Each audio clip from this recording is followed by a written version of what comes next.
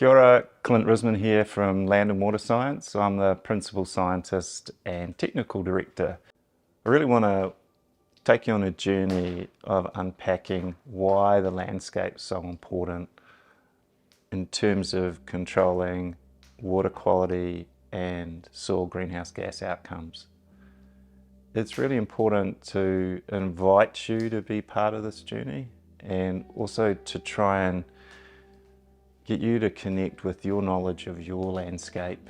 Contemporary research suggests that maybe at least 2 times the spatial variability in water quality and soil greenhouse gases is due to variation in the landscape. So in New Zealand, we have a really diverse landscape, and that includes our topography. We can go from very flat to very steep and high elevation really rapidly. In fact, I think in New Zealand we've got some of the steepest climate gradients in the world. We can go from 600 mil or 300 mil of rainfall in central Otago in places to over 12 meters within the space of a couple of 100 kilometers. That's phenomenal. And why those sort of things are really important is that the amount of rainfall you have, the amount of precipitation, really does drive the weathering. Weathering is the natural breakdown of rock and materials. And that weathering plays a really important role over your soil properties as well. So we go to a place like Northland, which is the oldest landscape in New Zealand. It's really different. And the soils there are deeply weathered, very, very weathered, and there's a high clay content. And what we see in landscapes where we have fine textured soils, soils that are made out of silt and clay, is that our permeability to rainfall is low. So some of the soils that we have in New Zealand have an infiltration rate of less than 4 millimeters per hour, which is really slow. And so you can imagine if you have a thunderstorm and you get a big downpour, those soils run off. And it's those runoff events, and there could be a handful of those a year, that can drive the biggest export of contaminants from land to water.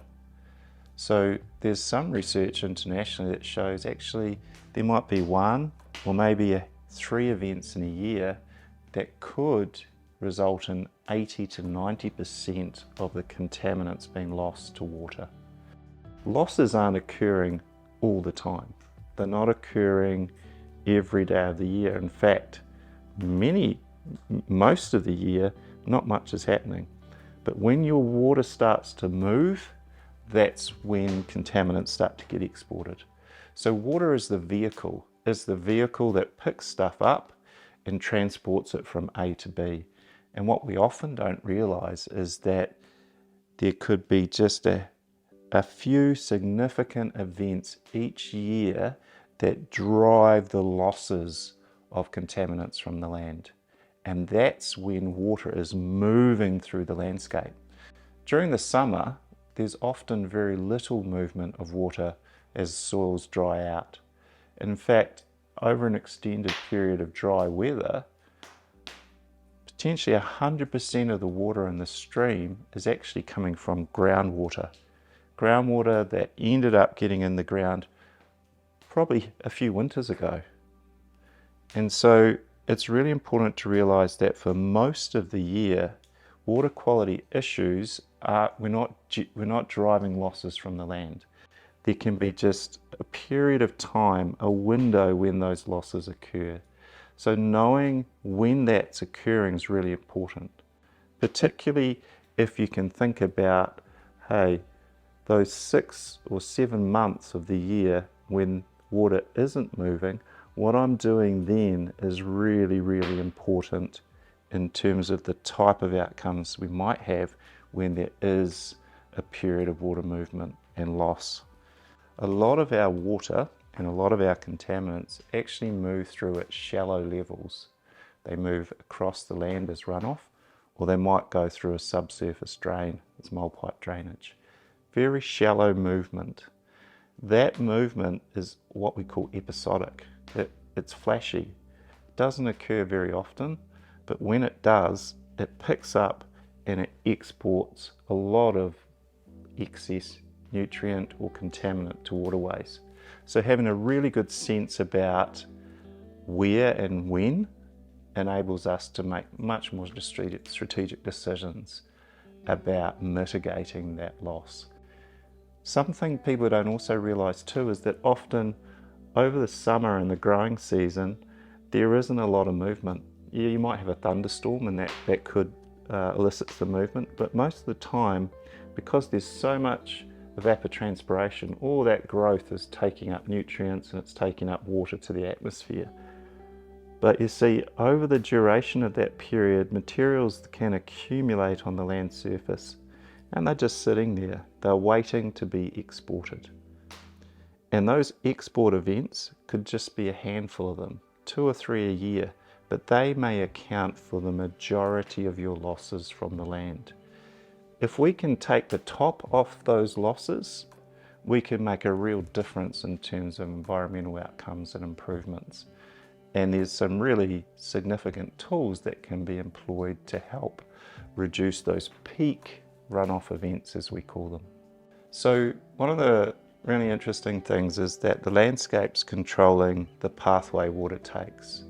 So if I'm on a farm property with a bit of hill country in a lowland area with a river running through it, what I might find is that down in that lowland areas, particularly if it's a gravel river, gravel environment, the infiltration rate of water can be really high. In fact, some gravel soils can have infiltration rates of over 500 millimeters per hour.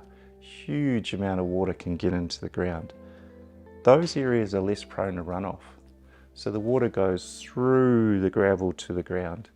What's really important about that is that matrix of material, all that combination of sand and gravel and silt's a really good filter. So those areas don't tend to have too many issues with phosphorus runoff or E. coli or sediment loss because they get filtered out of the system. If we go up onto the hill slopes, maybe those are fine textured clay soils, and that's often a common case in large areas in New Zealand. In those settings, runoff is more prevalent, it's higher risk, but they probably don't have the same issue as it relates to nitrate loss. And the reason is because the topography and the geology control a series of different processes. That includes the way that water moves across the landscape, which is really important. We call this a hydrological pathway. A pathway where water filters through a whole lot of soil and rock typically removes a lot of the land use derived contaminants before water gets to a stream or an aquifer. But where water doesn't have that opportunity to percolate through and it runs off, there's a greater risk of export of contaminants. So that variability is really key. The other thing those changes in soil properties and geology do are control fundamental processes like denitrification. So denitrification is when nitrate that might be produced from pasture or fertilizer application is lost from the root zone. So nitrate gets leached or lost, but denitrification is when that nitrate is naturally removed by microbes actually. So there's bugs that are naturally going to eat and consume that nitrate and convert it into nitrous oxide, which is a soil greenhouse gas in some settings, or better yet, converts it to nitrogen gas, which is benign. So the landscape's controlling these processes, and depending on what part of the landscape you're in, you may get lots of nitrogen removal or you may get very little. It's the same with phosphorus. Soils that have got really good P retention, phosphorus retention, will hold on to it. Those that don't will lose it. Aquifers are the same. Some aquifers will remove a lot of nitrogen. Others will hold on and the nitrate will accumulate because it's not been removed. That variability relates to whether or not some of these fundamental processes are occurring in the ground. And denitrification is controlled often by how much organic matter there is in an aquifer and or a soil environment. Organic matter is kind of like the fuel to drive the removal of nitrate. And there's a certain set of conditions that are required for denitrification to occur. And part of what we do is we look to identify where in the landscape the soil, or if there's an aquifer, whether or not it will be able to remove nitrate or not, whether or not that landscape can hold on to phosphorus very well, or whether it's going to be leaky, or whether or not the landscape's prone to sediment generation and runoff. We're looking at all those fundamental processes that control the variability and packaging them up so that people can access them to help understand what's controlling the how and the why of water quality and soil greenhouse gases on their property or at a catchment scale.